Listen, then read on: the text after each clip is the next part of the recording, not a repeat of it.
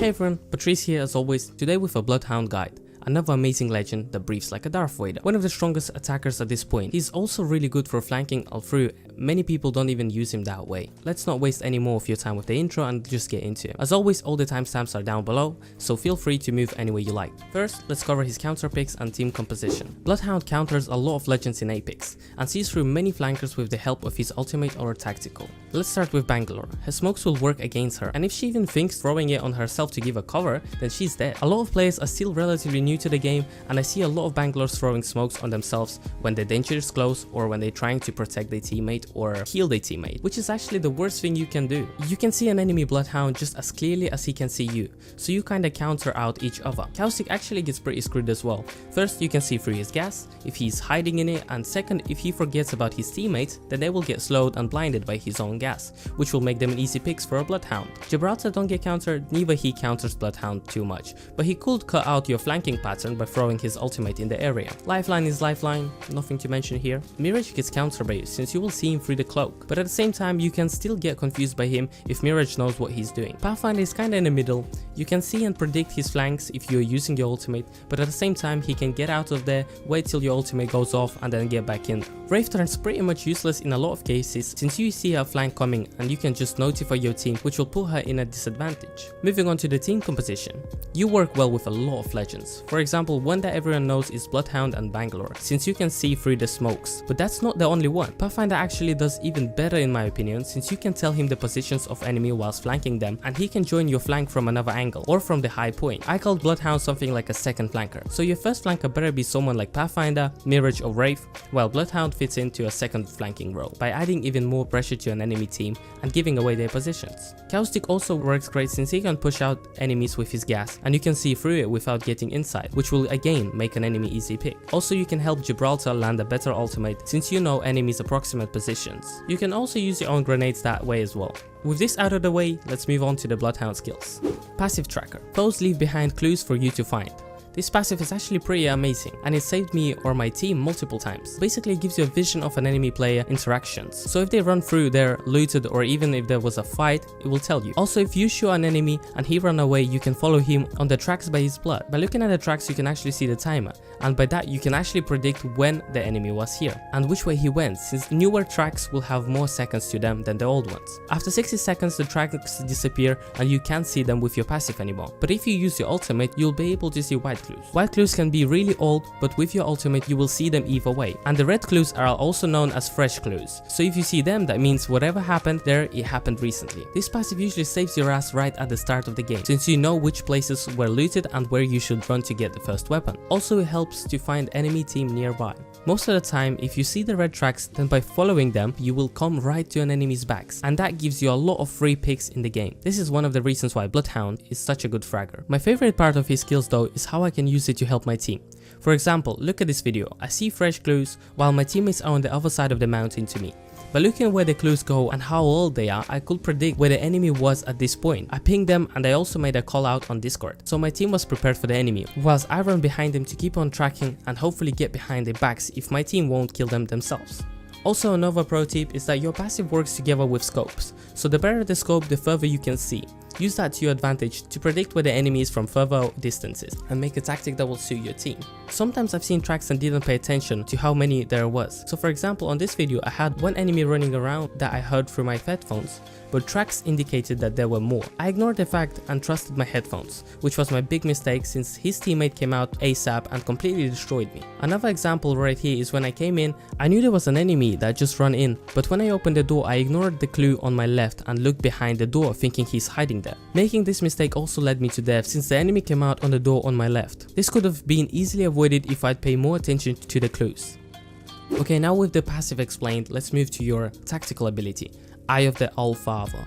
Briefly reveals enemy traps and tracks through the structures in front of you. Currently there's not many trap legends, but you can see caustic traps through walls with this, and easily shoot them in the base to destroy them, which can make him pretty useless if he's unaware. This ability can help you as much as kill you at the same time. Yes, it does give you a brief last scan position of your enemy, but even at 1 second after, the enemy will be probably already in another place. But if he is somewhere inside, then you can throw grenades there to cause some damage. It also reveals the tracks so you can see where the enemy went or if he already healed himself or not, which can give you an answer to play defensively or push him. Also, you will know how many enemies are, for example, in the house in front of you. So if there's only one and your team is right next to you, then you can rush him and make the future fight 2v3, which will make it a lot easier.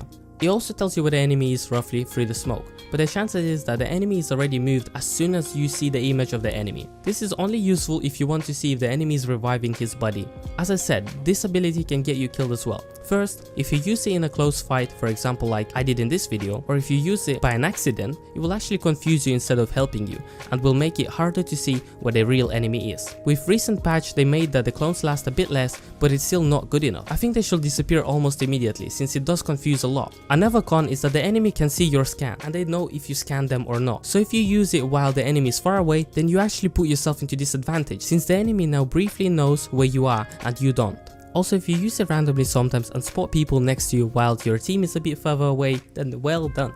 You just gave away your position and the enemy squad is probably already all rushing towards you. So this ability is good, but you should really think when you're using it and don't just randomly spam it, since it will work against you. Hey kid, if you like this video so far, please click that subscribe button, since it will help me out a ton. Moving on to the ultimate, Beast of the Hunt. This ability transforms you into an ultimate hunter for 30 seconds. It has pretty big cooldown, so usually I carry around 1 or 2 ult accelerators, if I have space for them, that is. And it also has quite big starting animation, so try not to use it right in an open fire. Basically, you gain an infrared sight but on the entire screen, so everything turns black and white whilst the enemies are bright red. And you also can see the item colors and dev box colors brighter, so you accidentally don't miss out on any legendary loot. It also opens up to you cold tracks, which is, like I said before, they're color white clues. You see them no matter how old they are. Another bit is that you don't just see an enemy bright red, you can also see his footsteps and where exactly he moved, so tracking an enemy that's running away is pretty easy. You also gain quite a lot of speed boost, which is the reason that makes you an amazing flanker, but there's a few cons to it as well. This ability is amazing, and I think it's pretty overpowered and should be cut to like 15 seconds. It's really easy to track and shoot enemies, since everything except them is black and white. Sometimes the enemy footsteps can actually confuse you if there's too many of them, since everything is just red and you don't really know exact location of your enemy because of that. Another big con to keep in mind, especially if you're flanking, is that you have to keep some distance, since your ability is very loud and you breathe like a Darth Vader or some psychopath. So yes, you do see your enemy clearly, but they can also hear you clearly. So it's something like a fair trade. You can see them and they can hear you. If they have good headset, they will know almost exact location you are in. The reason I call Bloodhound second flanker is because of this ability. You cannot surprise them since of the noise, but you can still flank them and give away their exact coordinates, which will make someone's like Pathfinder life way easier to flank. After which you'll put some bullets into them and you can join in the fight with him for a good second flank that will completely disorientate them and usually give you a win. It's also really good offensive ability if you just want to run in as well, since it will make it really easy to spot and see an enemy, which will help you to get more accurate shots. You can also use this as an escaping ability, since it gives you the vision of enemy teams and super speed boost. So if you want to leave it to the end and use it as defensive ability, feel free to do that. It all really depends on your playstyle. You can also just use it to relocate or move from an area to another area if you are confident enough that wasting it like that won't get you killed. And last but not least, you can use it to search for enemy teams when you can't find or hear anyone. So for example, when you are almost at the end of the game and there's 1 or 2 enemy squads left and you can't find or see anyone, you can use your ultimate to give you some speed and sight, plus the cold tracks to search for your prey. Or you can even jump on a balloon to cover even more distance and see any bright red colors. Keep in mind, you don't have to go all the way to the top, you can just detach from the balloon if you don't feel like flying anywhere. Another tip I want to give you: if you do see an enemy teams fighting, then just let them fight. Well, unless you are an aggressive type that tries to get as much frags as possible. After they kill each other, you can use your ultimate and just go quickly finish off the wounded enemies that didn't even have a chance to heal back up yet. Alright, I think I covered everything I could think of. Thanks to people leaving comments on my last video, they gave me some advice on how to use Bloodhound. Now moving on to the pros and cons. As always, I'll start with pros first. Your passive is amazing and you get to attack unexpected enemy right in the back very often. Your tactical is shitty version of wall hack, giving away enemy position and traps, so use it before going inside the building the enemy is hiding at. Your ultimate gives you an amazing speed boost. It also makes it way easier to see an enemy and to track them down. Works as a second flanker really well, which will give extra aggression to the game. Can always provide a lot of useful information and support for the team, but I would recommend having somebody like Pathfinder for the main flanks as well. He can also use his ult to escape. In general, his ult is broken, so use it until he gets nerfed. And now moving to the cons. He has quite a big hitbox. He's basically almost same size as Cowstick. Very loud ultimate, and enemy can collapse on you pretty easy because of it. Your tactical can be used against you and give away your position, so you have to use it very carefully. The ult animation is quite long until it actually starts working. Your tactical can also confuse you if used at the wrong time. Probably will be receiving a big nerf real soon, so play him while you can.